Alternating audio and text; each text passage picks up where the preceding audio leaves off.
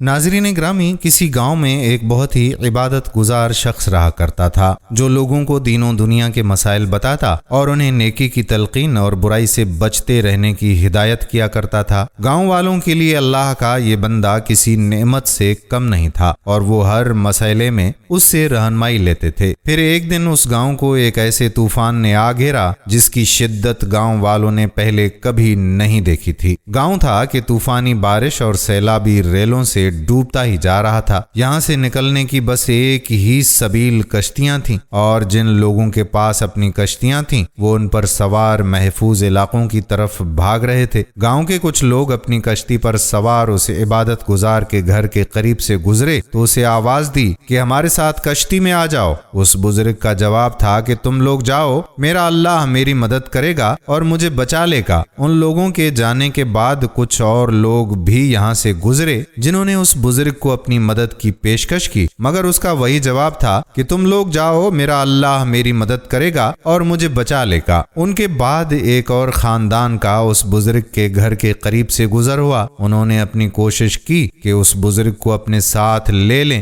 مگر اس کا وہی جواب تھا کہ تم لوگ جاؤ، میرا اللہ میری مدد کرے گا اور مجھے بچا لے گا۔ طوفان ختم اور سیلابی پانی خشک ہوا تو جب گاؤں کے لوگ واپس اپنے اپنے گھروں کو لوٹنا شروع ہوئے تو انہوں نے اس بزرگ کو مردہ پایا۔ اس کی لاش اس کے مکان پر پڑی تھی۔ لوگوں کے لیے جہاں یہ بات باعث صدمہ تھی وہیں حیرت کا سبب بھی تھی کہ آخر اللہ تعالیٰ نے اس کی مدد کیوں نہ کی۔ ابھی لوگ اسی بحث میں الجھے ایک دوسرے کو مورد الزام یا تقدیر کو کوس ہی رہے تھے کہ ایک نیک نوجوان ادھر سے گزرا۔ اس نے سارے گاؤں والوں کو چپ کراتے ہوئے کہا کہ کون کہتا ہے کہ اللہ پاک نے اس آدمی کی طرف مدد نہیں بھیجی؟ اللہ تعالیٰ نے 3 خاندانوں کو یکے بعد دیگر اسے بچانے کے لیے بھیجا، مگر اس نے وہ مدد قبول کرنے سے انکار کیا اور طوفان میں ہلاک ہو گیا۔ ناظرین، اس قصے میں یہ حکمت بیان کی گئی ہے کہ اللہ تعالیٰ مافوق الفطرت یا وہم و گمان سے بعید طریقوں سے عموماً کسی کی مدد نہیں کرتے، بلکہ انسان کے لیے اسباب پیدا فرما دیتا ہے تاکہ بندہ ان اسباب کی مدد سے اجتہاد کرتے ہوئے اپنا راستہ بنائے۔ دوستو، ہم امید کرتے ہیں کہ یہ چھوٹی سی کہانی آپ کو پسند ضرور آئی ہوگی اور اپنے دوستوں کے ساتھ اسے شیئر بھی کریں گے۔ آپ کا اپنا میزبان قادر بخش کلہوڑو